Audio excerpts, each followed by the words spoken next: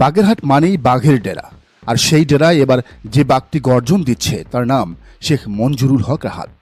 মানুষ থেকে এমনি এমনি হিরোদের হিরো বলে না। যিনি শেখ হেলাল এবং শেখ তন্ময়ের মতো প্রতাপশালী পরিবারের চোখে চোখ রেখে রাজনীতি করেছেন, বছরের পর বছর জেল খেটেছেন, কিন্তু মাথা নত করেননি, তিনি তো আসল হিরো। বাগেরহাট 2 আসন একসময় মনে করা হতো এটি আওয়ামী লীগের দুর্গ, শেখ পরিবারের দুর্গ, কিন্তু সেই দুর্গ এখন রাহাতের দখলে। আজকের মেগা শোতে আমরা দেখব কিভাবে একজন সাবেক ছাত্রনেতা থেকে তিনি জাতীয় নেতা হয়ে উঠলেন এবং কেন তার বিজয় এখন সময়ের ব্যাপার মাত্র। রাহাতের নেতৃত্ব আকাশ থেকে পড়েনি, তিনি গ্রাসরুট থেকে, তৃণমূল থেকে উঠে আসা নেতা। তিনি বাগেরহাটের ঐতিহ্যবাহী পিসি কলেজের নির্বাচিত এজিএস ছিলেন। ছাত্রজীবন থেকেই তিনি ছিলেন তুখোর বক্তা এবং ছাত্রদের প্রিয়ভাজন। শিবিরের সাবেক দায়িত্বশীল হিসেবে তার সাংগঠনিক দক্ষতা প্রশ্নাতীত। মানুষ নেতা চেনে তার ত্যাগে। গত 15 বছর আওয়ামী লীগের শাসন আমলে রাহাতকে দিনের পর দিন জেলে আটকে রাখা হয়েছে। কেন? কারণ শেখ হেলাল ও তন্ময় পরিবার জানতো রাহাত বাইরে থাকলে তাদের রাজত্ব টিকবে না।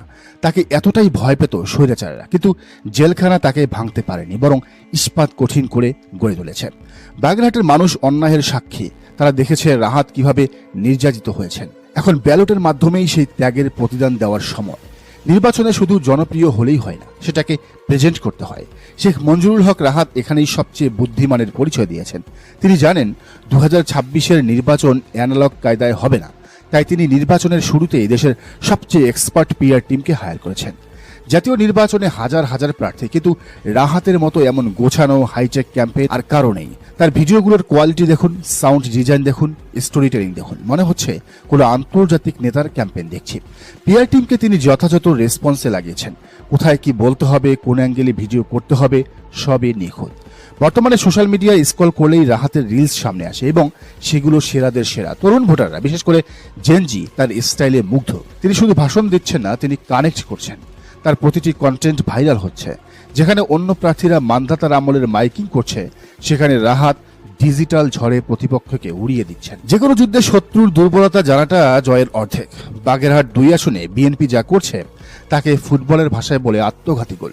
তারা মনোনয়ন দিয়েছে অপরিচিত ব্যারিস্টার জাকিরকে। ওনাকে বাগেরহাটের কেউ চেনে না, তার কোনো গ্রাউন্ড ওয়ার্ক নেই, পরিচিতি নেই। রাহাতের মতো হেভিওয়েট প্রার্থীর সামনে জাকির নিতান্তই শিশু। এখানেই শেষ নয়, বিএনপির প্রভাবশালী নেতা ছিলেন এম এ সেলিম। তৃণমূল তাকে চেয়েছিল, কিন্তু কেন্দ্র তাকে মনোনয়ন দেয়নি। এর আগে ক্ষোভে তিনি দাঁড়িয়েছেন স্বতন্ত্র প্রার্থী হিসাবে, মার্কা সিংহ। সেলিম সাহেবের নিজস্ব ভোট ব্যাংক আছে। বিএনপির যতটুকু ভোট এখানে আছে তার বেশিরভাগই যাবে সেলিমের ভোটে, অর্থাৎ ভোট এখানে কাটাকাটি হবে। অঙ্কটা খুবই সোজা। বিএনপির ভোট ভাগ হয়ে 2